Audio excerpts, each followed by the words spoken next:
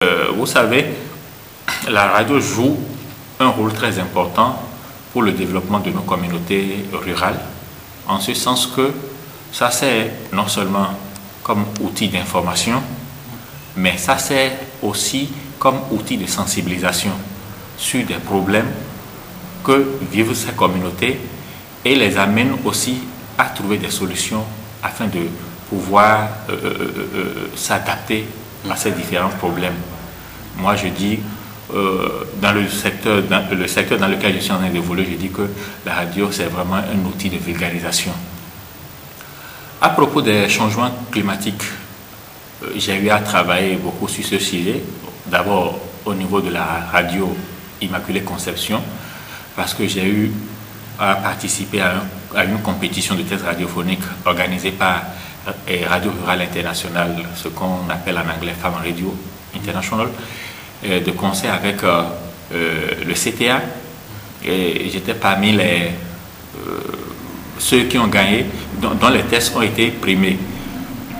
Donc après cette compétition, j'ai eu la chance, ou pas la chance, j'ai vu que c'est nécessaire d'utiliser ces textes pour produire des émissions afin de mieux sensibiliser les paysans.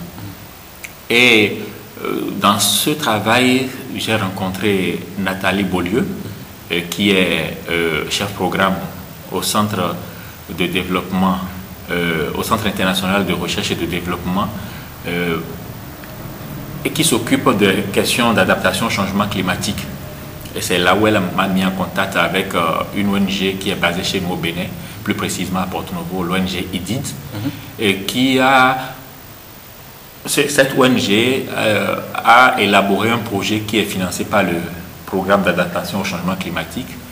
Et Femme Radio m'a demandé d'aller sur le terrain travailler avec eux pour voir comment ils sont en train de sensibiliser les populations rurales à trouver des solutions pour s'adapter au changement climatique. Et sur le terrain, j'ai constaté que beaucoup de choses sont en train d'être faites, s'il vous plaît. Et la radio aussi est mise à contribution, surtout au Bénin, parce que l'ONG IDID, dont j'ai parlé tout à l'heure, a essayé d'impliquer presque tous les acteurs, que ce soit décideurs politiques, organisations paysannes, chercheurs, géographes, agronomes, tout le monde, même pouvoir local, chefferie traditionnelle. Et ensemble, c'est comme approche par action participative.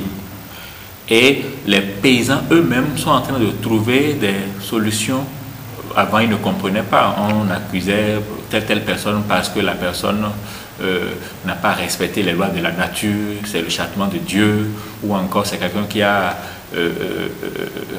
cherché la femme de son frère, c'est pourquoi il y a ces perturbations. Mais quand on leur a expliqué que non, c'est pas seulement à leur niveau que c'est général, et pas des phénomènes qu'ils vivent eux-mêmes, ils ont compris.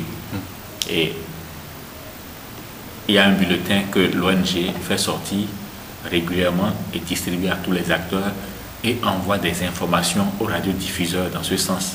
Et toutes ces radios locales sont mises à contribution dans la diffusion des informations sans autre protocole.